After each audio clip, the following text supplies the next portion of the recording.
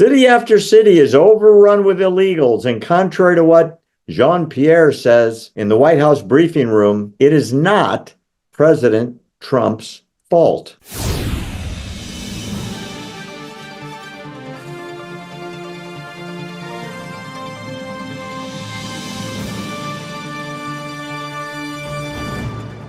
I saw a press conference where Karine Jean-Pierre, the infamously, I should say, dodger of questions on behalf of our boss, Joe Biden, is still claiming the border is secure. Illegals aren't pouring over the border. And to the extent there is a border problem, it's because of Donald Trump. Does anybody believe, and I mean this literally as a question, any of those three responses that she gives every week on that subject?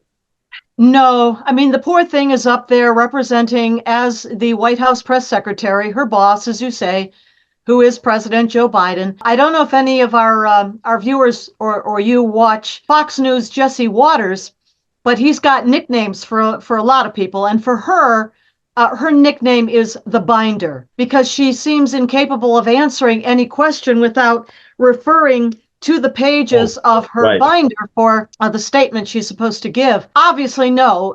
Not only is the border not secure, but we were, talking about President Biden's visit to the border, which shows, I think, his concern that finally, at last, it got through to him that there is a problem down there. The Secretary of the Department of Homeland Security, Alejandro Mayorkas, was indeed finally impeached a week or two ago, in large part for his dismal performance on the border. I think most Americans, in cities that are being overrun or others, realize that this is a very serious problem that will be with us for a very long time.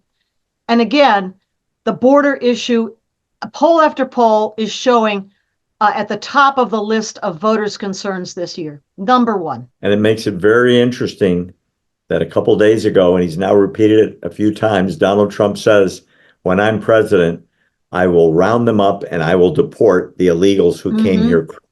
That he's talked about bringing back Tom Homan, who was President Trump's acting director of ICE, Immigration and Customs Enforcement, bringing him back to oversee the detain and deport operation.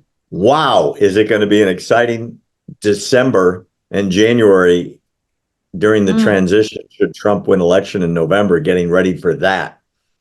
It reminds me, when you open the door to a closet and you see all the bugs on the floor scatter when the light hits them. That's what you're going to see millions of people doing as ICE comes looking. And then obviously you're going to have the federal government versus the sanctuary cities who don't want to cooperate. It's going to be a constitutional crisis, the likes of which we've never seen. Well, and first we have to get through the rest of the months of this year of 2024, and that too will be a very interesting time for us all.